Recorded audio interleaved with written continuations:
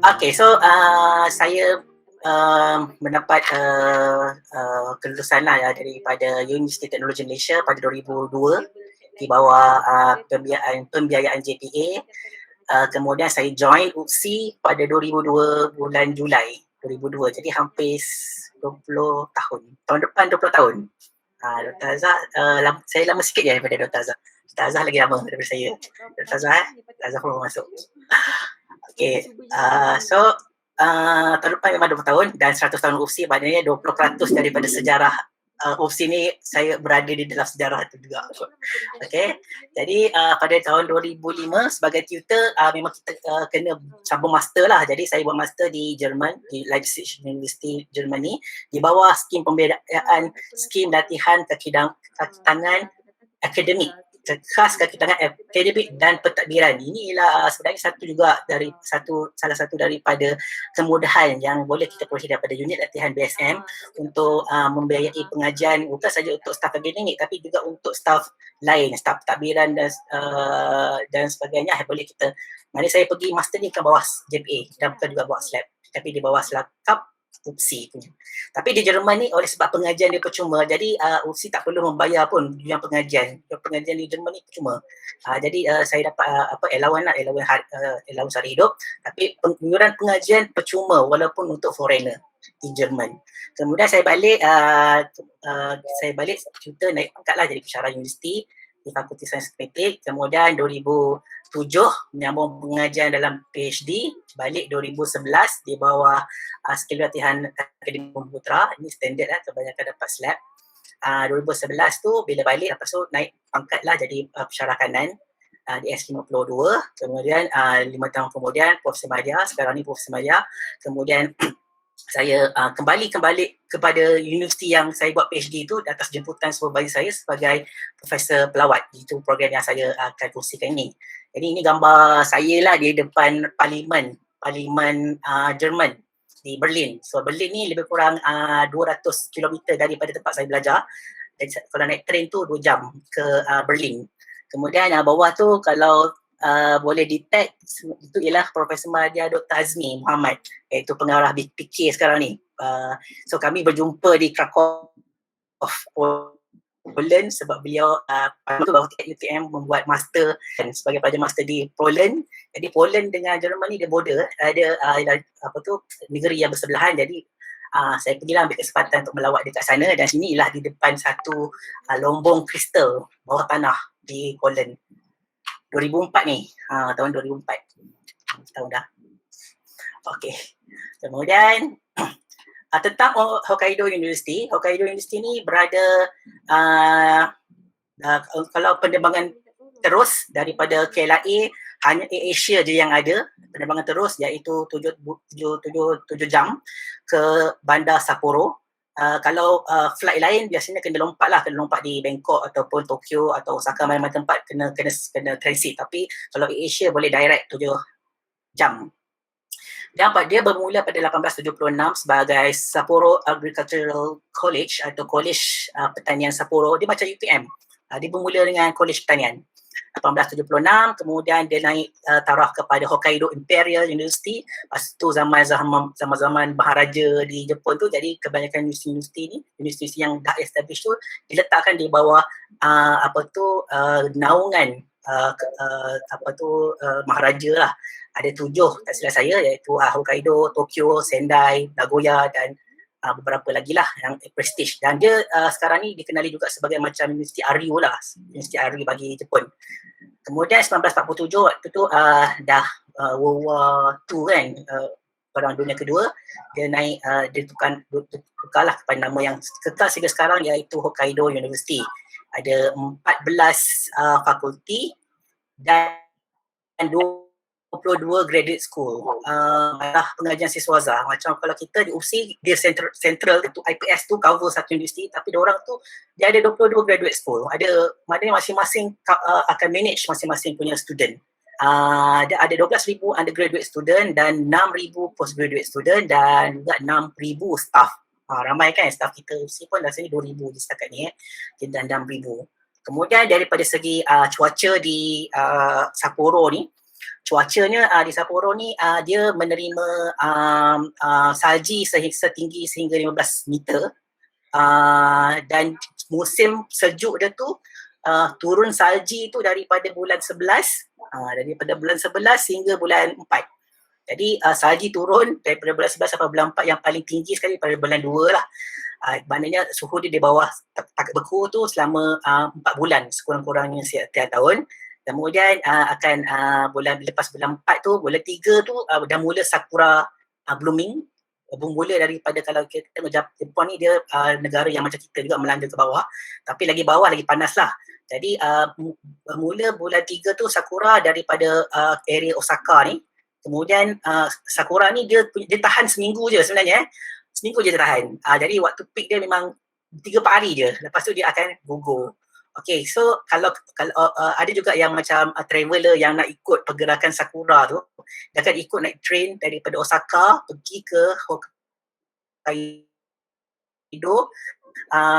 kalau bulan 3, pertengahan bulan 3, dan dia akan tamat di bahagian ujung ni ialah pertengahan bulan 5. Jadi ada 2 bulan pergerakan sakura blooming tu dari satu tempat ke satu tempat naik ke atas. Jadi mana kepanasan tu akan meningkat lah kan ke atas. Dan Sapporo ni paling panas ialah pada bulan 8, which is sekarang ni paling panas. Tapi panas dia pun panas ala-ala kadar je.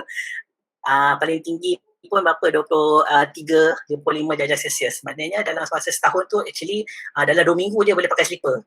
Lain tu kena pakai kasut dan kena pakai baju tebal. Jadi memang satu kawasan yang sejuk lah, sejuk. Okay. So bagaimana program ni bermula? Sebenarnya kalau search dekat internet, perkataan specially appointed associate professor ni susah. Dia tak banyak pun info. Tetapi kalau type dalam bahasa Jepun, Tokunin Jonkoju, kalau type benda ni banyak. Type istilahnya. So dia memang satu program yang kebanyakan yang dia yang yang establish juga di Universiti Jepun.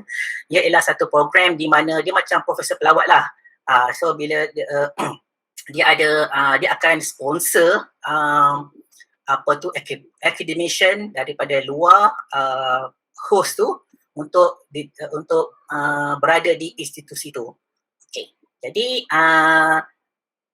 dalam program ni diorang akan taja kita sepenuhnya. Taja dari segi gaji, dari segi kemudahan sebagai staff, lepas tu juga dia juga cover tiket penerbangan, pergi balik semua tu. Okay, lepas tu dia ni kalau masa saya mohon di UPSI, bila saya dah dapat benda ni, BSM ada masalah untuk kategorikan program ni, sebab dia bukan program sabbatical. Sebab program sabbatical biasanya ialah memang ada 5 bulan dengan 9 kan program sabbatical. Tapi yang ini, yang saya pergi ni 11 bulan. Okay, satu hal. Satu lagi, sabbatical ni memang UPSI akan, ada juga yang bukan UPSI lah, tapi UPSI akan support allowance hari hidup, perjalanan semua. Tapi untuk program ni, UPSI tak keluarkan semua tu. Semua Hokkaido University yang cover. Jadi dia tak fit dengan sabbatical tu punya syarat. Sebenarnya dia juga bukan pasca kedoktoran, bukan postgraduate. Sebabnya postgraduate ni untuk yang 5 tahun selepas habis PhD. Okay, jadi saya habis PhD 2011, yang masa saya pergi tu dah 2018, maknanya dah lebih daripada 5 tahun. Jadi dia tak boleh di-consider sebagai postgraduate. Okay, tak boleh juga. Dan dia juga bukan skim sangkutan, sebab skim sangkutan pun ada dia punya syarat dia, tak silap saya 3 bulan. Kan, maksimum dia ada macam tu. Jadi dia tak fit dengan semua-semua ni. Jadi saya pun memohon dengan permohonan khas daripada TNCA pada masa tu, iaitu Prof. Sandri, untuk ikut juga benda ni, which is sebab universiti tu cover semua, daripada UPSI ke KLIA ke sana, even perjalanan dalam negara ni pun dia cover juga. Tiket kereta api semua dia cover. Okay, so satu benda yang baik juga lah, sebab dia juga adalah memberi sumbangan pada mata Mahira Mobility kita lah. Okay, jadi pada 2014 Jabatan Fizik ada menganjurkan IPCSM PCSM pada 2014 ni. Kemudian ni supervisor saya ni, masa ni gambar masa PCSM 2014 ni kan, semua benda-benda remaja ni. Okay, jadi ni supervisor saya, dia datang sebagai keynote speaker. Kemudian pada masa tu 2014, bila kita pergi PhD, kita ada kontrak kan, sekurang-kurangnya 5 tahun. So masa saya pergi tu, kontrak tu tak habis lagi. Jadi kalau nak pergi tu rasa macam kontrak tak habis, tak sama kontrak lagi. Dia macam orang berhutang lah. Kalau ada hutang, tambah hutang lagi, buat apa kan? Kita rasa tak sedar hati. Walaupun benda tu kan, berapa pun banyak di cover kan. Cumanya rasa berhutang tu tak seronok lah. Kan? Jadi, saya pun tolak lah pada masa tu lah. Saya tolak lah. Okay, kemudian pada 2018, dia tanya lagi. Lepas tu bila discuss dengan jabatan, dengan rakan-rakan lain, dengan family terutamanya. Jadi saya kata okey lah, boleh lah. Kalau kata dah lama dah rasanya macam tak ada apa perkembangan minda. Macam kalau macam academician tu kita rasa macam ada benda baru kita nak belajar kan. Jadi kita saat dengan peluang tu saya pun okey lah consider, kita pun apply dan so benda tu pun jadilah akhirnya. Okay, so apa yang berlaku sepanjang sebelum saya pergi tu ialah permohonan tu adalah pada hujung 2017 actually. Walaupun supervisor saya tu offer, bukanlah dia bagi terus dapat. Okay, dia offer, dia memberi peluang itu dan kita kena apply. Lepas tu bila kita apply, baru universiti sana tu akan tengok kita punya kesesuaian CV kita lah. Maknanya bukannya sebab itu kan universiti supervisor saya kan, supervisor saya pun terikatlah juga dengan universiti dia. Jadi kita kena menunjukkan kebolehan kita ataupun kita punya background CV kita lah. Jadi saya pun bagilah semua tu dekat dia. So 2017 dan permohonan tu mesti melalui staff di universiti tu. Kita tak boleh apply direct. Kita mesti ada host. Kita ada host yang boleh menerima kita dan menyokong kita. Jadi supervisor saya tu dia dan juga dia punya dia ada assistant dia, dia uruskan dokumentasi itu dan dokumentasi itu sebenarnya 100% dalam bahasa Jepun lah. Jadi saya bagi data, bagi CV, so dia pergi translate lah supaya dia memang kat dia yang uruskan. Dan selepas 2 bulan tu dapat keputusan, diterima, diluluskan, dia ada bajet yang diluluskan untuk meneruskan program ini pada bulan 2 tu. So bila start dia dapat result tu, terus activate proses, ada macam-macam proses sebab saya hanya ada 2 bulan sahaja untuk bersedia untuk berlepas ke Jepun tu. Jadi apa antara perkara-perkara yang perlu diuruskan, so mungkin yang lain-lain yang ada yang mungkin akan melalui perkara yang sama, ialah tentang persekolahan anak-anak. Kalau ada anak-anak tu kena fikir anak-anak, kena fikirkan keluarga, nak bawa ke tak bawa. Lepas tu ada lah orang kata, rugi lah tak bawa kan. So adakah rugi tak bawa ataupun rugi bawa? Mana satu? Kita kena pertimbangkan kan, rugi bawa ke rugi tak bawa, mana yang lebih berganti. Situasi ni semua bergantung kepada masing-masing lah kan. Kita tak boleh generalisasikan. Cuma mungkin ada orang kata maklumat-maklumat yang perlu kita pertimbangkan apabila kita membuat sesuatu career advancement kan. Jadi kita janganlah fikir diri sendiri juga kan, kita fikirkan orang di sebelah kita dan juga orang di anak-anak kita dan juga kawan-kawan dalam opsi, dalam jabatan juga kita fikirkan juga pada masa tu. Which is pertama sekali tentang anak-anak. Jadi bila fikir ini negara Jepun, bukanlah negara Australia ke ataupun UK, which is kalau dia pergi masuk sekolah bahasa Inggeris, mungkin tak ada masalah. Tapi sebab dia Jepun, jadi dia akan sekolah Jepun. Jadi nak membiasakan diri dengan Jepun tu pun satu hal bagi anak-anak ni sebenarnya.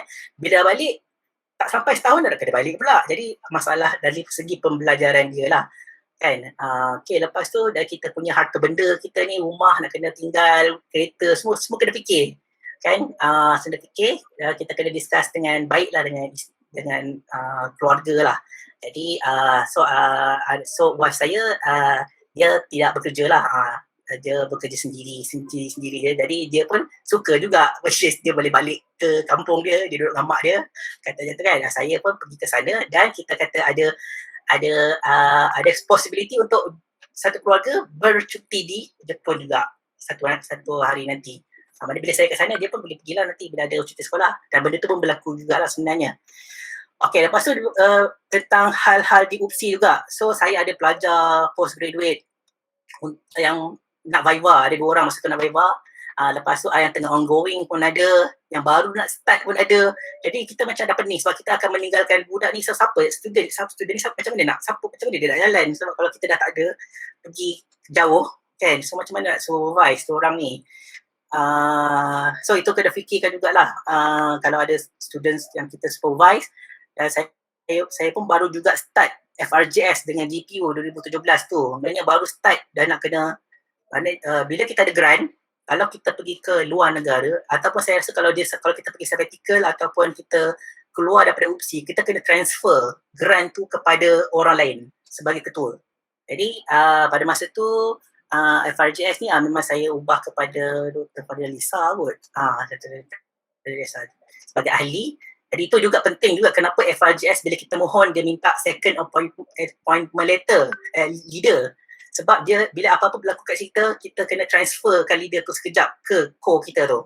Jadi it's very important untuk memilih kita punya, bukan kita, maknanya bila kita apply tu jangan kita kena pastikan kita punya yang core leader tu boleh bertanggungjawab in case kita ni ada apa-apa hal lah. So dalam kes ni bila saya minta FRJS dulu tu kita tak fikir pun nak pergi benda ni. Tapi bila dah dapat FRJS lepas tu pergi pula program ni, so nak kena fikir orang kata pewaris punya FRJS tu selama kita berada di sana. Kemudian pada bulan 2 ni juga semester sebenarnya baru je mula. Semester Februari baru juga mula. So ketua jabatan memang dah assign dah beban tugas semua kan. Jadi kalau kita pergi, takkanlah kita nak lepaskan beban tugas tu kepada orang lain, kepada rakan-rakan sekerja kita. So orang kata nanti tak seronok lah macam tu kan. Jadi apa yang saya buat, saya memang discuss dengan ketua jabatan saya pada masa tu, iaitu sekarang ni TDA, iaitu Dr. Fadila Lisa. So saya kata saya akan teruskan juga mengajar walaupun saya di sana. Saya akan teruskan juga take over this class, tapi untuk final tu saya minta somebody lah untuk take care. Jadi memang saya uruskan tentang beban tugas ni dan juga pengurusan aset. So apabila kita nak pergi keluar negara, tak silap saya, BSM akan keluarkan satu senarai, di mana kita kena ambil tanda tangan daripada library, daripada MIC, daripada IPS, daripada banyak pihak yang melepaskan kita untuk kita keluar. Dia macam besar kot. Macam tu lah. Kita kena macam clearkan semua apa benda yang sebelum kita berlepas. So mungkin takut kita tak balik ke kan. Dah pergi tak balik kan. Jadi macam aset tu, macam kita ada aset, contohnya kita ada mass balance ke, kita ada laser, saya ada laser ke. So benda tu di bawah nama kita kena pindahkan ke orang lain. Kita tak boleh ada hutang. Lepas tu kalau kita ada buku, kita kena pulangkan buku tu kat library. Jadi dia memang kita kena lepaskan semua apa yang berkaitan. So benda tu memang agak sukar lah juga nak selesaikan sebab ada masalah inventory semua tu. Jadi kena selesaikan dalam masa sebelum. Kalau tak memang tak boleh lepas lah. Terikat lah. Okay. Lepas tu selain daripada tu tentang pengurusan program ni, which is saya kena memohon kepada UPSI, which is pada tu banyak jugalah permohonan, nak mohon surat kelulusan daripada TNCA. Lepas tu nak keluar negara kan kita kena mohon daripada KSU. Lepas tu kena mohon visa daripada kedutaan Jepun. Jadi banyaklah benda-benda yang berkaitan bukan kalau tengok gambar tu macam shock je kan. Tapi dia sebalik tu banyak paperwork yang perlu diselesaikan sehingga bulan 4 tu. Okay, so apa yang diperolehi daripada program ni ialah pertama, inilah surat kelulusan daripada BSM pada masa itu. So sepanjang tempoh mengikuti program tersebut, tuan akan mendapat kemudahan seperti berikut, iaitu gaji jalan macam biasa, gaji di UPSI jalan macam biasa, tak ada potong pun RM1 pun, terima kasih. Kemudian kita juga boleh memohon allowance pakaian panas. Dalam pakaian panas ni untuk semua academician, saya harap semua orang tahu bahawa kita boleh mohon 3 tahun sekali kot, ke 2 tahun sekali. Tapi bila kita pergi conference ataupun mana-mana di luar negara, di negara yang utara, UK ke Jerman ke, kita boleh mohon 1,500 ni. Dalam setiap 3 tahun lah. Dia bukannya hak hakiki lah sebenarnya, tapi kita boleh, dia kalau kita tak mohon dia tak bagi automatik. kita kena mohon. Apa-apa benda kita kena mohon. Benda tu ada, kita kena mohon. Kalau kita jangan harap benda tu datang sendirilah. Kita kena mohon. Kita kena tanya, kita kena mohon. Okay, so dapat ni semua gaji tu. Lepas tu dapat juga kontrak. So kena kontrak 2 tahun lah. Okay, sabbatical pun sebenarnya ada kontrak juga kan. Sabbatical kalau 5 bulan kita pergi, kita ada kontrak setahun. Kalau 9 bulan, dia akan jadi 2 tahun. Jadi saya punya ni 11 bulan, dia akan jadi 2 tahun. Dan dah habis pun kontrak tu sebenarnya pada bulan 4 yang lepas. Punya dah lama dah benda ni buat. Kemudian dari segi Hokkaido University tu, apa yang dia beri ialah dia beri gaji di sana, gaji kadar associate professor kat sana. Lepas tu cuti 10 hari, diorang cuti sikit je, tak banyak. Kemudian diorang cover tiket penerbangan daripada bukan saja tiket penerbangan sebenarnya, daripada UFSI ke airport ke airport sana, dan airport sana ke Hokkaido University. Jadi semua dia cover satu-satu tu. Dia cover semua. Which is so saya bagilah tiket ERL, memang dapat balik, dapat semua. Kemudian saya juga mendapat kemudahan staff. Sebab bila saya pergi ke sana, saya adalah sebenarnya macam saya adalah staff kontrak dorang. Jadi saya adalah staff permanent di sini dan saya juga adalah staff kontrak mereka. Jadi saya akan dapat semua kemudahan sebagai staff di sana. So, apakah kemudahan staff yang saya dapat ialah sebagai contohnya akses kepada fasiliti, semua fasiliti yang ada di sana, library, journal database, shuttle bus, klinik, gym, tapi tak pergi gym pun. Tapi gym memang canggih lah. Okay, so memang staff tu kat sana. Okay. Kemudian berjalani latihan sebagai staff. So, oleh sebab saya staff kat sana, saya kena juga pergi macam tilas dia. Dia punya tilas. Dia punya etika, etika, kursus-kursus etika. So, macam ni kita bagus jugalah kita tahu dia punya, boleh bandingkan dengan yang kat sini lah. So, mana yang baik boleh kita bawa lah. So, ada perbandingan. Tapi persoalannya dalam bahasa apa? Dalam bahasa apa training tu dilakukan. Jadi training tu ada yang memang dalam bahasa Jepun totally, so kenalah orang kata hadap je lah kan. Kita tak, so itu yang bila saya kata, bila orang kata bila international university berada kat kita boleh cakap English buat apa. Saya kat sana hadap je juga bahasa Jepun tu. Walaupun saya international staff. Adanya kita berada di tempat tu, kita kena follow tempat tu. Okay.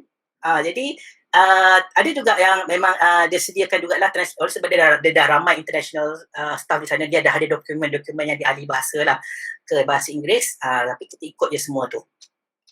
Kemudian waktu kerja pun fleksibel juga, sama je macam kita, dah datang pukul berapa pun kan, tapi sebenarnya kita buat kerja lah juga kan. Dia tak ada punch lah sebenarnya. Okay, lepas tu apakah tugas-tugas saya di sana? Tugas saya ialah menjalankan pendidikan, maknanya duduk kat lab, dan duduk juga depan komputer, mungkin tengok YouTube ke, tapi tengok YouTube kan, tengok YouTube yang ni lah, YouTube yang berkaitan lah dengan research kan. Kemudian memantau pelajar-pelajar di sana. Itu je, saya tak payah mengajar sebenarnya. Tak mengajar, diorang tak bagi mengajar sebenarnya. Jadi bila difikirkan sebenarnya apa yang diorang nak daripada saya ialah international exposure ke institut tu. Okay, kalau tengok ini guru penyelidikan saya, ni supervisor saya. Ada kat sini ada ni daripada Perancis, yang ni dari Taiwan. Okay, so yang lain semua Jepun. So apa yang diorang nak ialah supaya pelajar-pelajar di sana dan researcher di sana berinteraksi dengan orang antarabangsa sebenarnya. Itu je yang dia nak. So dengan beradanya orang international di situ, diorang macam boleh berkomunikasi lah, ada keyakinan. Sebenarnya orang Jepun ni sebenarnya dia keyakinannya agak, dia sebenarnya penakut juga sebenarnya. Orang Jepun ni dia kuat sebagai satu pasukan, tapi sebagai seorang persorangan dia tak kuat sebenarnya. Tu ada orang Jepun dekat sini. Tak ada. Okay, so dia memang dia secara kumpulan memang kuat, tapi seorang tu sebenarnya ada kelemahan, memang lemah jugalah. Dia lemah, tapi bila dia bersatu dia akan kuat. Dia kuat. Jadi kat situ perlunya dia adakan program ni supaya ada exposure lah kepada orang international person, kepada orang-orang di dalam universiti tu. Okay, so ni staff ID saya. Okay, so selama saya berada di sana, saya mendapat oleh sebab saya staff, jadi saya mendapat kemudahan sebagai staff, iaitu menghadiri persidangan dan mesyuarat lah. Jadi persidangan-persidangan tu di sekitar Jepun memang banyak lah ada orang pergi persidangan. Jadi saya pergi antara persidangan yang ada ialah di Nara, contohnya di Kyoto, di Nagoya, di Tokyo, ada juga di dekat dengan Sapporo tu ada lagi. So ada banyak lah conference yang saya pergi dan conference tu dibiayai oleh universiti tu. So Hokkaido University biayai persidangan tu, dia biayai allowance hari hidup, dia biayai perjalanan. Macam kita lah, kita nak pergi perjalanan ke untuk menghadiri persidangan kan kita ada sekarang pun dah sekerat je kan dapat mungkin sama ada dapat apa sama kemudahan pengangkutan ataupun penginapan je kan. Gitu kan. Dan mungkin setahun sekali boleh kan. Tapi dia ni tak kisah. Kalau ada conference dia pergi. So sambil pergi tu maknanya saya berjalan juga. Jadi ini contoh di Kyoto mungkin ada orang dah pergi kot kat sini kat Kyoto ni Arashiyama Bamboo Grove. Di Kyoto ni ada sama. Jadi macam memang panas lah. Jadi dapatlah pergi berjalan dan juga menghadiri persidangan di bawah pembiayaan Universiti Hokkaido tu. Dan kebanyakan persidangan tu persidangan Jepun, orang Jepun, which is academician Jepun. Academician Jepun. Jadi bila pergi kat situ jadi macam ada macam kita jadi macam impurity lah. Kita ni orang yang foreigner lah. Kita ni jadi memang jadi macam alien lah juga. Tapi benda tu bagus juga which is kita berinteraksi dengan orang academician dia juga. Dan memang nampak beza lah kan kalau kita orang saya ni memang gelap kan jadi memang nampak beza lah orang Jepun tu memang nampak sangat lah bukan orang Jepun kan. Dan bila nak tulis bila tengok register nama tiba-tiba ada pelik. Jadi kita macam pengalaman juga lah bekerja dengan orang Jepun ni. Okay, sedikit tentang kajian saya untuk pengetahuan apa yang saya buat. Saya ada 3 kata kunci dalam saya punya kajian ni iaitu pertama ialah optical trapping, lepas tu liquid crystal dan plasmonic. So ini ialah alat yang saya gunakan. Ini ialah alat yang ada di UPSI. So terima kasih UPSI sebab boleh jugalah saya menjalankan eksperimen yang berskala kecil. So apa itu optical trapping? Optical trapping ni ialah satu teknik untuk kita pegang partikel yang kecil menggunakan laser. So bila laser kan laser yang it's everywhere laser ni. Tapi laser ni bila kita fokuskan kepada satu objek yang kecil, sangat kecil, micro size, colloidal particle, microbe, supermolecule, nanoparticle, kita boleh freeze dia. Dia tak gerak guna laser. Jadi ini disebabkan oleh daya yang disebabkan oleh cahaya tu. Okay. So lampu suluh kalau kita kenakan kat muka kita tak rasa apa-apa pun daya kan. Tak ada benda tolak pun. Tapi kita bayangkan objek tu kecil. So objek kecil dia dapat merasai daya yang dikenakan oleh cahaya tu. Okay, jadi kalau cahaya tu kita fokuskan dia, kita boleh pegang objek tu tanpa sentuhan. Okay? Maknanya pegang tanpa sentuhan menggunakan laser. Jadi apa kegunaan dia? Kegunaan dia ada pelbagai, iaitu salah satu antaranya ialah printing. Maksudnya bila kita ada benda, kita boleh pegang dia, kita boleh letak atas gelas. Kita susun dia. Maksudnya kita boleh pegang benda tu dengan laser. Kita boleh buat printing, terus kita boleh buat writing, kita pegang tu kita boleh scratch certain surface. Lepas tu kita boleh sense sebabnya behavior of object di dalam persekitaran berbeza, dia punya frekuensi dia berbeza-beza. Jadi kita boleh tengoklah property of environment daripada gerakan benda yang kita pegang. Lepas tu kita boleh manipulate microbes. Contohnya microbe biasanya ada sel kan, ada satu nukleus ke. So nukleus dengan laser without killing it. So mungkin setakat ni orang gunakan pipette. So pipette ni keras kan, mungkin pegangnya tu mati terus sel tu sebab terlebih daya. Tapi bila kita gunakan laser, kita boleh pegang dia dengan laser, kita boleh alih-alihkan dia. So itu ialah optical trapping. Kemudian liquid crystal. Apa itu liquid crystal? Liquid crystal ni kalau kita belajar sains dulu, kita belajar pepejal, cecair, gas kan. Pejal, cecair, gas. Solid, liquid and gas. Okay.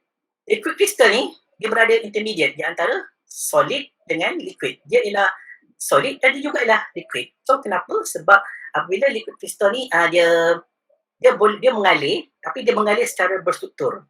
Okay. So kat mana kita boleh dapatkan LC ni? Kalau memang kita biasa dengar dan kita kenal LCD. Pernah dengar kan LCD? So LCD kalau TV kan, TV ada plasma TV. So tiga-tiga jenis TV saya concentrate kepada LCD. So kalau kita pegang kita punya komputer, kita akan nampak macam ada cecair, ataupun kita pegang kita pegang calculator, jadi kita cek calculator tu kita nampak macam ada cecair. So dalam tu ada liquid crystal, tu ialah liquid crystal. So macam mana liquid crystal ni berfungsi ialah bila kita ada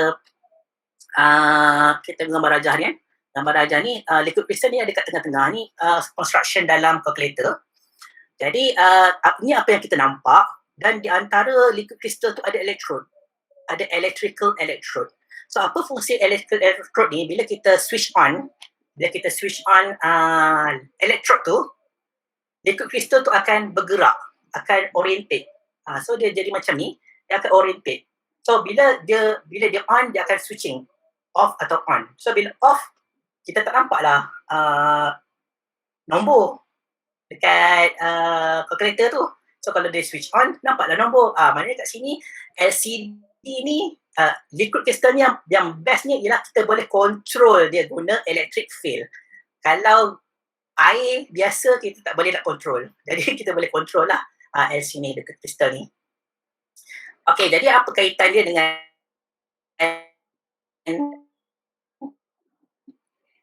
optical trapping? Laser, itu cahaya. Cahaya ni field dengan magnetic field. So apabila electric field tu cukup kuat, which is kalau cahaya tu cukup kuat, maka kita boleh gantikan electric field, elektrik ni dengan laser untuk memanipulasikan liquid crystal guna cahaya. So kita boleh control liquid crystal guna cahaya instead of guna road. So that is the future. Kemudian yang ketiga ialah plasmonics. So saya nak mendedahkan perkataan ni lah kan. Mungkin tak boleh nak faham secara, so saya bagi general view je lah tentang plasmonics. So apa itu plasmonics? Ialah kita dah tahu tentang electronics. Kita pernah dengar, memang pernah dengar electronics, dan kita mungkin pernah mendengar tentang photonics. Okay, so dalam electrical device kita, handphone semua, okay, so electronics ni kita semakin lama semakin kecil. Electronics, so kita punya board makin lama makin kecil. Okay, tapi walau bagaimanapun, electronics ni dia punya kekurangannya ialah electronics ni walaupun kita boleh kecilkan dimensi dia, kita punya handphone semakin kecil, tapi dia ada limit daripada segi kepatasan device tu. So tak boleh nak pantas sangat, dia ada limit. Jadi itu limitation bagi electronics device. Photonics pula dia menggunakan cahaya, okay, fiber. Contohnya fiber ni, contoh internet fiber. Kalau dulu kita gunakan modem kan, kita guna copper wire, that is electronics.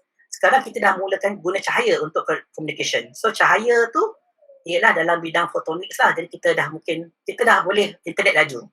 Okay, jadi kelajuan kat sini boleh meningkat dengan penggunaan cahaya, dan device boleh semakin kecil dengan bidang electronics. So apa yang kita nak, teknologi semakin advance untuk mencari solution bagi small device but high speed. So small device and high speed. Jadi kalau small device ialah electronics and high speed ialah photonics. Jadi gabungan kedua-dua tu ialah bidang plasmonics. Jadi komputer kita akan datang bukan daripada mungkin akan datang komputer kita tak ada wire dah. Kita guna glass sahaja. Kita guna kaca je, sebab penghantaran maklumat adalah menggunakan cahaya, bukan lagi menggunakan arus elektrik. Jadi that is the future.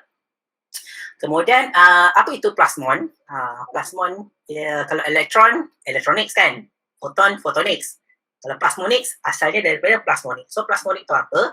Kita ada metal, katalah kita ada dua metal sphere ataupun bola logam. Okay, so cahaya ni gelombang lah kan? Okay, gelombang. Jadi ini katalah di kepala saya ni ialah metal sphere, dan dalam metal sphere ni ada elektron dalam dia. elektron ni random, bergerak secara random dalam kepala. Jadi kalau wave datang, wave ni adalah electric field yang atas bawah. Jadi apa yang berlaku kalau electric field datang melalui metal ni, elektron tu akan berayun bersama-sama dengan wave tu tadi. Jadi plasmon ialah pergerakan ataupun discrete discrete oscillation of ionic cloud. Mana ada electron cloud tu bergerak atas bawah. Dan dia ada certain frekuensi tertentu lah. Okey, jadi daripada simulasi, apabila adanya efek tu, kita dapati bahawa electric field ataupun intensity akan kuat di bahagian ni. Dan kalau kita ada dua sfera, cloud dari elektron yang daripada atas ni dan elektron bawah ni akan berinteraksi dan menghasilkan satu kawasan yang sangat tinggi intensity of electric field tu. Jadi kat situ nak kaitkan berbalik dengan yang dua yang tadi sebelum tu, apabila intensity kuat dekat tengah-tengah tu, maka kita boleh track something yang very very small dekat dalam tu. Very very small tu maksudnya ialah nanometer. Kita boleh manipulate molecules, we can manipulate DNA, we can even manipulate virus. Sebab virus sangat kecil. Jadi kita boleh manipulate virus, kita boleh pegang lah dengan menggunakan teknik gabungan di antara plasmonic, optical trapping, dan juga kita boleh manipulate liquid crystal juga. Okay, so that's a general idea about what I have been doing. So oleh sebab kena buat plasmonic ni melibatkan pembinaan struktur nano, jadi saya pun kenalah buat struktur tu. Saya masuk dalam clean room facility menghasilkan nanostructure. Jadi saya kena buatlah macam ni, benda macam ni, which is size dia kecil lah, 100 nanometer contohnya. Okay, lepas tu so saya masuklah dalam clean room, saya kena belajar lah buat guna. So kalau orang yang fizik bahan, material, orang material science, material chemistry ke semua, tahulah mana kesukaran nak membuat bahan bersaiz nano ni. Okay, ada resipi dia, kena control banyak benda. Jadi kat sini saya sambil buat benda lain tu, saya pun buatlah saya punya buat kenang-kenangan. Buat kenang-kenangan untuk nanostructure sendiri. Okay, so saiz yang ini, saiz dia 100 nanometer. Kecil. 100 nanometer ni saiz I ni. Jadi saya pun buat sendiri. Nampak macam berjaya tapi sebenarnya tak berjaya. Kalau dari segi orang saintis, tak berjaya dia sebenarnya sebab kat sini ada lagi residue. Ada resin residue, lepas tu dia tak sharp. Dalam plasmonic kita kena sharp structure. Jadi kat sini mungkin adalah benda yang resipi yang teknik yang tak, lagipun saya pun baru belajar. Jadi kata bagus, baru belajar pun boleh juga lah. Okey. Jadi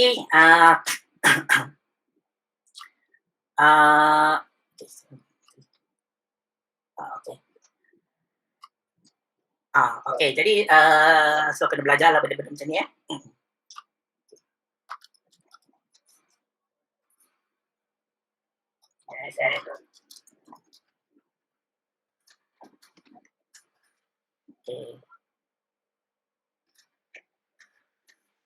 Okey, jadi ini ialah apa yang bahan eksperimen yang saya buat lah. Okay, jadi saya nak tunjukkan apa yang saya punya video.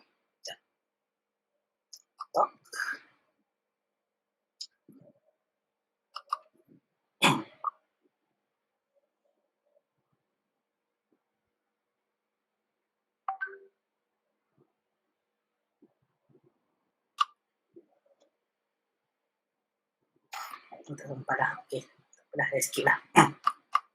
Saya skip yang ni. Window.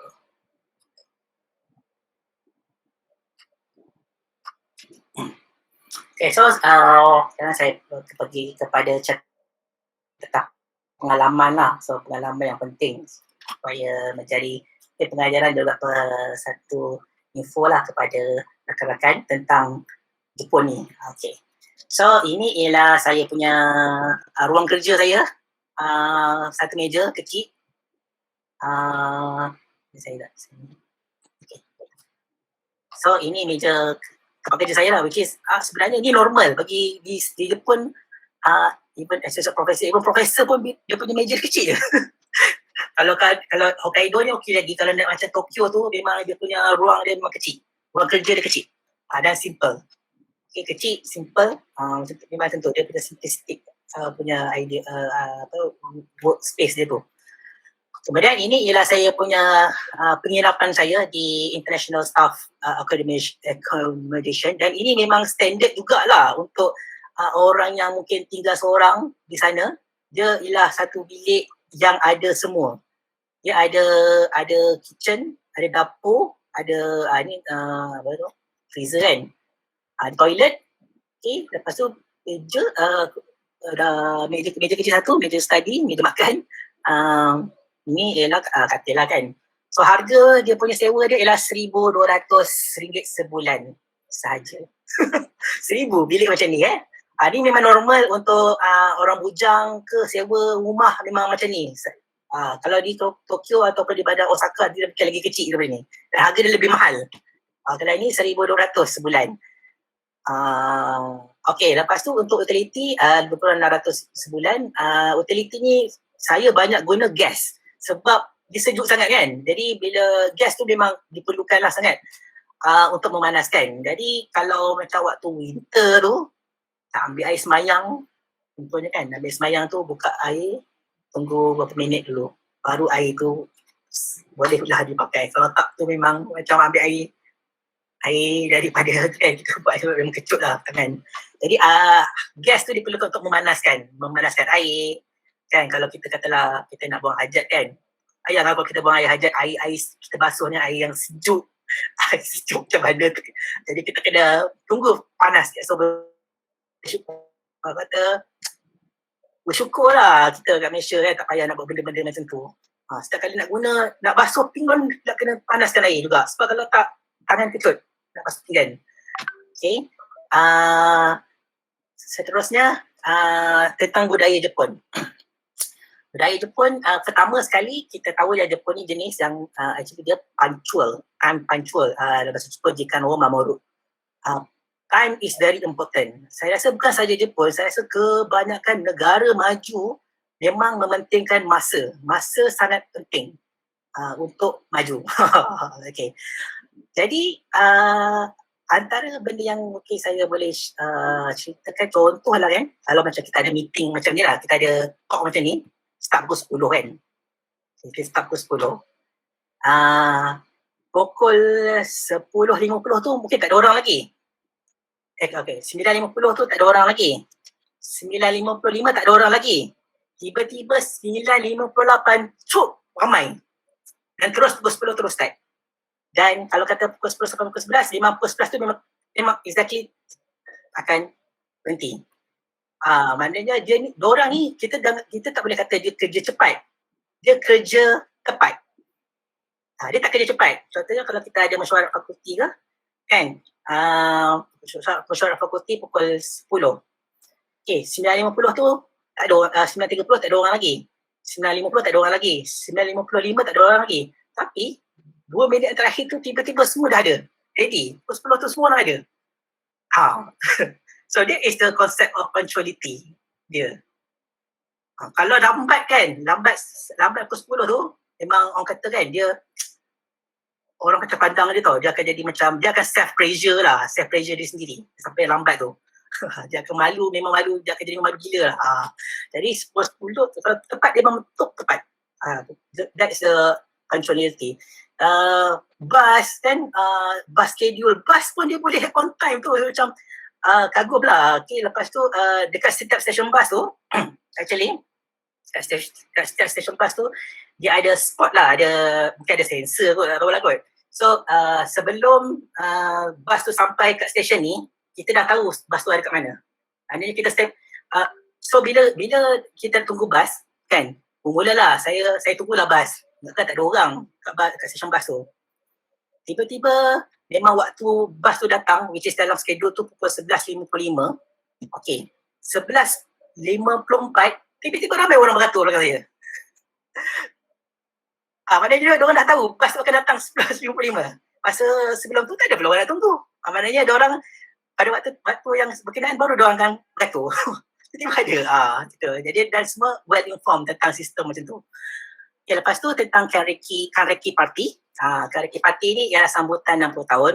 Ialah satu sambutan untuk semua orang, sebenarnya orang Jepun yang berumur 60 tahun, diorang akan raikan dia sebab 60 tahun ni macam satu peak of the career. Jadi kita akan meraikan mereka. Jadi saya berkesempatan lah meraikan supervisor saya, umur dia 60 tahun pada waktu itu. So ni supervisor saya.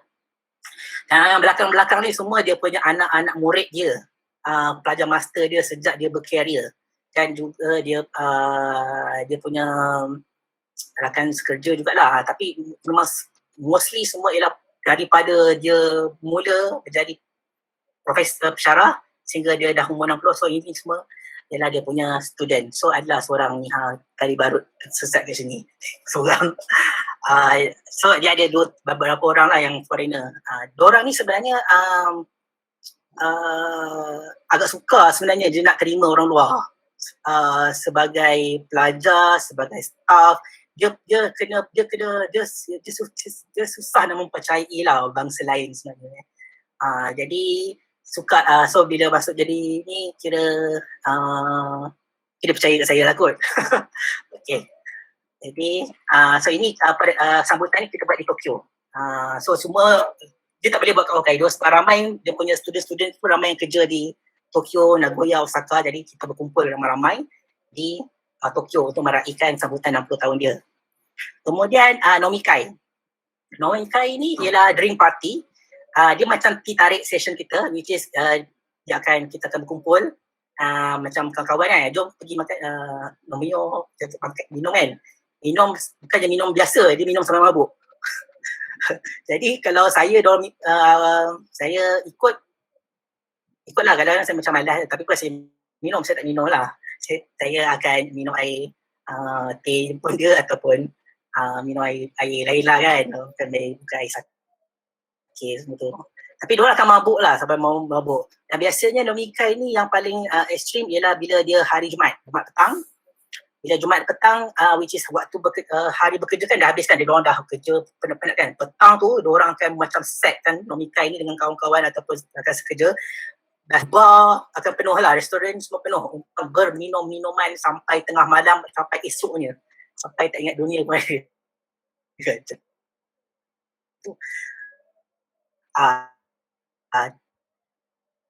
Macam ini saya celebrate, baru ada Nomikai.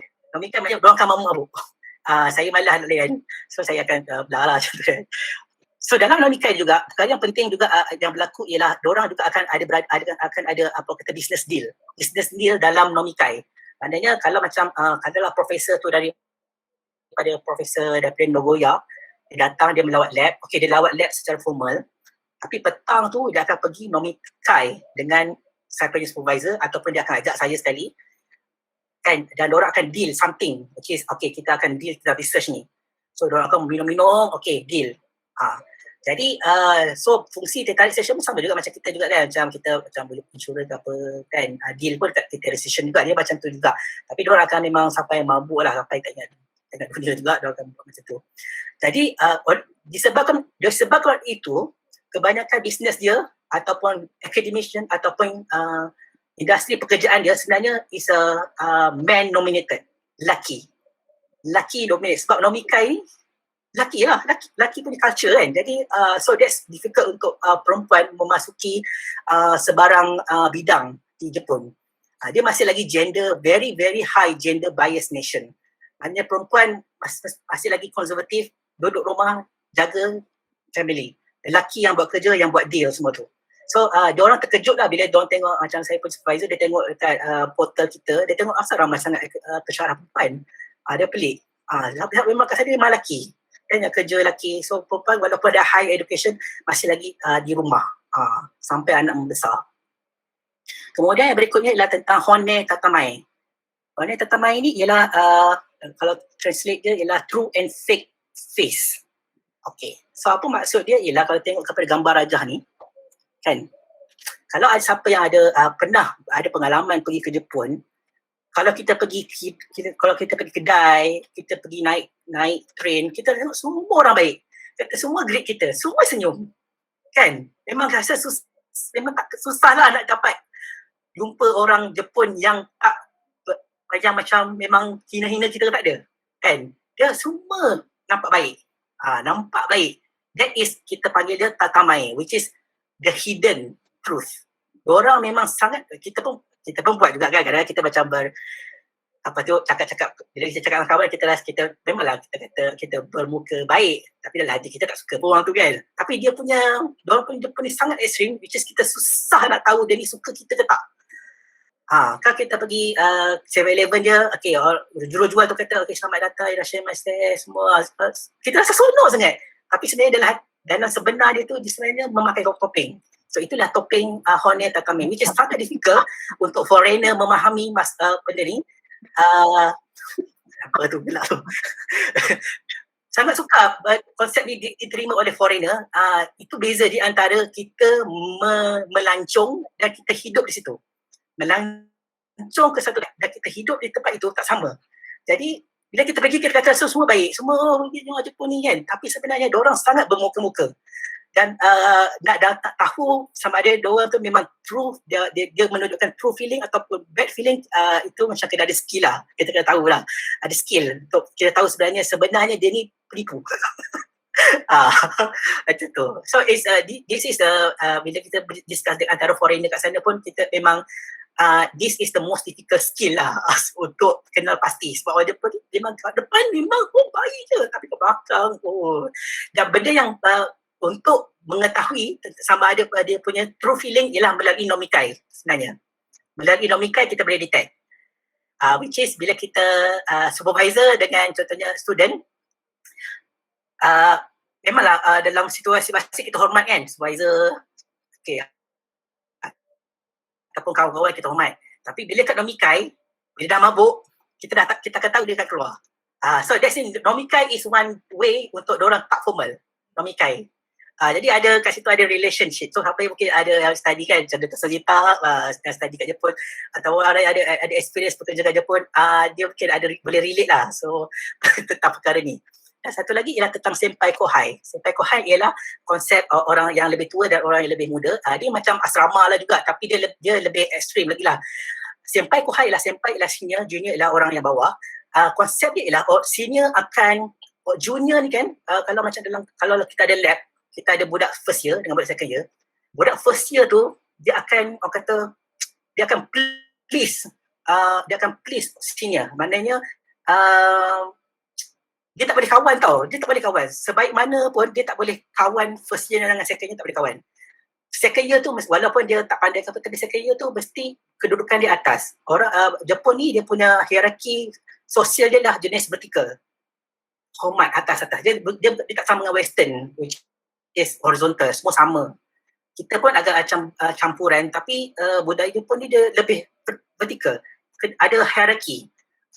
Jadi senior ni dia akan take care of the junior. Junior akan menghormati senior. Dia akan patuh dengan senior ni. Senior saya buat apa dia buat. Dia takkan orang kata voice out lah. Dia ikut je. Dan senior sebagai senior, dia akan take care of dia punya junior. Dia bukan saja di universiti, sampai ke industri. Okay, sehingga kan senior ni bila dah habis belajar di universiti, dia kerja, kan, dia kerja di luar, dia akan patah balik ke universiti dan dia akan cari junior. Dia akan so hubungan yang sangat kuat lah antara industri dengan universiti. Senior akan datang ke universiti, dia akan buat dia akan career fair, dia akan recruit junior untuk bekerja bersama-sama dia di industri. Jadi hubungan tu sebenarnya sampai tua juga tau sebenarnya. Sampai ke tua, this is my senior, this is my senior, this is my junior. So dia berhubung sampai ayat. Dia punya tu. Okay, cabut. Okay, so itulah sedikit tentang budaya Jepun lah. Okay, lepas tu tentang konsep Nippon Ichiban. Okay, cuba perhatikan peta ni. Okay. Apa yang berbeza dengan peta biasa yang kita belajar kat sekolah kan? Ini ialah dari segi bahasa lah, macam ni Russia, Nihon and so on kan. Okay, Afrika sebelah kanan kan. Afrika sebelah kanan. Mana Jepun? Jepun kat mana? Kat tengah-tengah. So, Jepun adalah pusat, is the center of the world. So, itu yang diajar di sekolah, di dalam geografi.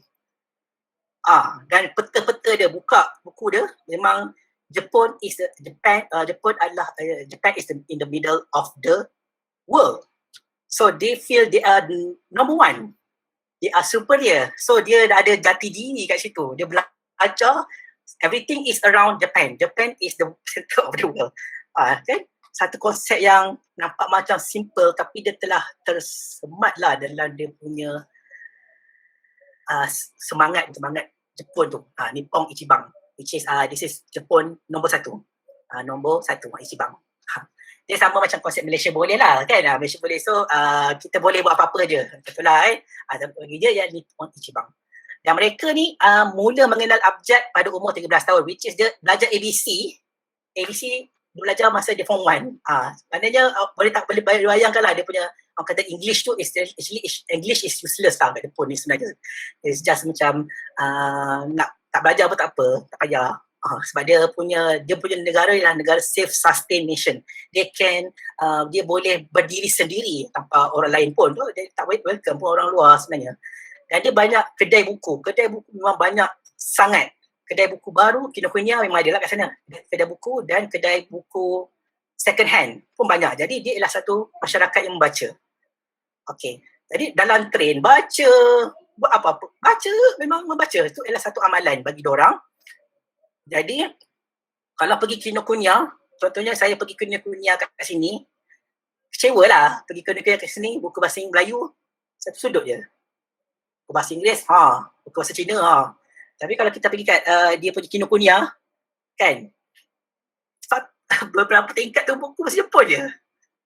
Buku bahasa Inggeris dekat je. So maknanya punyalah banyak karya dia tu dalam bahasa Jepun, ditambah pula dengan satu floor tentang anime, tentang manga. Memang lepas tu manga tu, lepas tu bila diorang dah baca, diorang jual pula kat kedai second hand, orang lain beli. So dia ada cycling of the economy kat situ. Orang sewa pun ada. Jadi memang kata satu masyarakat yang membaca lah, memang kagum tak canggih handphone ni macam pun. Saya tak pernah dengar pun bunyi handphone kat sana.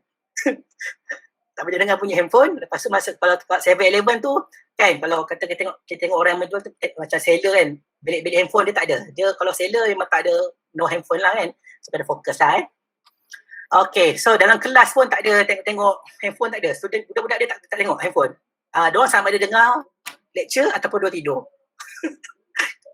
Dia tak main handphone dalam kelas. Okay, diorang. Dalam conference pun sama. Conference pun dia takkan tengok. Dalam meeting pun takkan tengok. Dia kadang-kadang dia tak fokus pun, tapi dia orang kata menghormati, dia tak ada tengok handphone. Okay, so sepanjang saya berada di sana, oleh sebab saya berada jauh, saya kata tadi kan, saya terpaksa saya carilah cara solution untuk saya berkomunikasi dengan kawan-kawan saya ataupun student saya di Malaysia. So saya dah mula guna Google Meet pada 2018. So, masa tu orang tak kisah kan apa Google Meet ni. Saya dah guna Google Classroom masa tu untuk handle kelas saya dari jauh. So dia ni sesi Viva student saya, Safwan ni, sekarang pun dah buat PhD. Jadi saya dah guna benda ni 2018. So kita mula guna 2020 kan, 2019 kan, masa COVID kan. Masa COVID kita dah start guna, tapi saya dah guna awal lah. So saya tak ada masalah lah dalam penggunaan teknologi ni. Masa saya nak bagi tahulah tentang antara keunikan Hokkaido ni ialah satu kawasan dinama Taki no Ue, iaitu dia ada Shibazakura. Shiba ni ialah semak, sakura semak. Okay, tu kan bunga dia kecil tau. Bunga dia kecil, tapi kan oleh sebab dia banyak, aku kata wonderful lah. It's so very wonderful. And then bau yang harum, pink semua. Aku kata it's a very pleasing. So, dan dia hanya 2 minggu je tahan. So itu juga special. Mana 2 minggu je tahan dia pada bulan Mei saja. So it's a breathtaking scenario yang ada satu juga di Honshu, tapi di Hokkaido ada 2 tempat macam ni, which is memang pink. Everything is pink. Lepas tu special juga tentang Sapporo ialah Sapporo Snow Festival. Macam okay, Dr. Aziz kita boleh pergi sama-sama tengok dia punya sculpture, snow sculpture. Okay, Dr. Aziz. Okay, Dr. Aziz kan. Kita boleh pergi bulan 2 tahun depan. So dia ialah satu tahunan which is macam structure ni dia daripada salji tau. Dia tak ada kayu, tak ada tiang, dia salji yang dia mampatkan, dia buat blok, dia carve, dia menjadi struktur macam ni. Ini ais. Jadi benda ni tahan sebab dia sejuk sangat. Seminggu memang tahan bentuk dia macam tu. Dan actually bila dah habis festival ni seminggu, dia kena hancurkan dan lepas tu dia akan dia ada snow dump area. Sebab banyak sangat salji, setiap malam akan ada macam lori, kalau kita sampah lah, lori sampah ambil sampah, buang sampah. Dia ialah lori salji. Maknanya dia akan kutip salji, korek dan salji tu masuk dalam lori, dia akan pergi ke luar bandar untuk dump. So snow dump area. Maksudnya salji tu terlalu banyak sangat sampai dia kena dump, kena buang ke site yang lain supaya tak menimbun di bandar. Ini ialah Gomi Station atau stesen sampah. Maknanya ada orang jaga stesen sampah ni di kawasan Snow. Bukan sini je sebenarnya, kalau macam pesta Konvo dia pun ada Gomi Station, menyebabkan kawasan tu memang bersih sebab dia hanya buang sampah ke tempat yang tertentu saja. Lepas tu pengalaman yang lain ialah gempa bumi. Orang kata boleh ke kita kata berpeluang menikmati gempa bumi? Tak kan? Gempa bumi ni tak boleh dinikmati, dia ialah satu benda yang rare. Okey, jadi pada September 2017 Hokkaido ada gempa bumi lah di Hokkaido. So sebelum ni dia telah pun menyebabkan orang berfikir sebenarnya Hokkaido tak selamat juga. Sebab sebelum ni orang fikir Hokkaido yang di atas tu ialah selamat daripada gempa bumi di bawah tu. Gempa bumi memang banyak lah berlaku di Tokyo, Osaka. Hokkaido ni jarang gempa bumi yang besar, tapi ini buat pertama kalinya berapa ratus tahun dia gempa bumi yang besar skala 7, di mana epicenter dia berada dalam 70 km daripada Sapporo. Lepas tu saya tidur pukul 3 pagi. 3 pagi dia memang macam kena segak kan, terbangun, loncat terus masuk bawah meja. Macam kalau kita tengok macam cerita Doraemon lah, macam tu lah. Saya duduk bawah, nasib muat bawah meja. So sambil bawah meja tu bergegar lagi, memang gegar macam tu kan. So saya macam dia macam kita baru bagi tidur tengah malam sejuk kan, lepas tu tiba gempa tu dan handphone automatic alert, dia sebut Jishin Des daripada handphone, memang automatic. Itu adalah emergency alerts. Jadilah so keluar dia kata ada apa tu apa nama dia, ada emergency, terdapat gempa bumi yang kuat, so sila berhati-hati. Itulah so macam ni alert dia keluar daripada handphone, bukan semua handphone automatic keluar pam. Jadi saya rasa kalau macam alert ni mungkin ada dekat dalam contoh yang kes baru ni Gian Kedah tu kan kalau dia ada alert ada air pasang tu kan, bagus. Saya rasa macam tu lah, patutnya ada macam tu, sistem yang macam tu, alert terus, so semua ada. Okay. Lepas tu so lepas daripada tu saya terus keluar daripada bangunan, sebab bila kita ada gempa bumi dia mesti ada gempa susulan. Itu ialah itu memang difahami bahawa bila ada satu gempa mesti ada gempa susulan, dan gempa susulan tu ada dua kemungkinan, sama ada gempa yang akan lebih besar ataupun kecil. Yang kecil okey, tapi kalau lebih besar so kita macam masa tu dah fikir nak buat apa. Okay, so kita ambil benda yang penting lah. Benda penting apa? Fikir sendiri lah, fikir mana penting. So actually kan sebenarnya bila kita berada di Jepun, kita sediakan satu pack emergency. Kita kena ada torchlight, kita ada bateri. So benda tu mesti ada letak dekat tempat yang senang nak keluar. Sebab Jepun ni memang negara disaster lah sebab kita kata. Sebab 2 hari sebelum tu dia baru je taufan. 2 hari sebelum tu baru tempat saya tu baru je taufan, which is pokok tercabut semua 2 hari sebelum tu. Lepas tu gempa pula. Aduh. Jadi dia memang inilah memang disaster. Tapi diorang live with it. They live with the disaster. They prepare themselves. Itu yang bagusnya. Maknanya dia menghadapi sebarang kemungkinan. Oleh sebab itu, maka mereka recover very fast. Apa benda yang retak-retak, tanah retak semua 3 hari settle. Macam tak ada apa dah berlaku. Okay, so walaupun ada berlaku disaster macam tu, memang ada pembelian panik, tapi pembelian panik dia bukan macam kita hari tu yang masa nak COVID PKP tu kan. Diorang elok beratur. Beratur nak masuk supermarket, masih lagi menghormati dan beratur. Beratur tu macam orang kata dia punya budaya lah. Jepun ni dia macam self-assembly system. Kalau ada benda dia akan beratur. Beratur dengan sendirinya.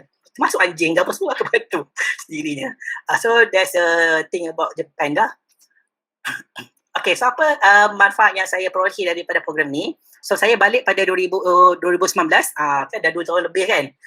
Which is 2019 ni saya balik, tapi saya tak sempat buat perkongsian tu sebab balik-balik dah kena ngajar. Kemudian mak saya sakit, lepas tu mak saya pun dah meninggal, COVID pula start. Jadi tak sempat, so yang ni baru kita start saya berkongsi lah. Jadi seperti yang saya kata tadi, pada 2018 lah. Sewaktu saya berada di sana, saya bawa lah keluarga saya ke sana. Lepas tu buat cuti sekolah bulan 12. So berada 3 minggu di sana, bercuti di sana.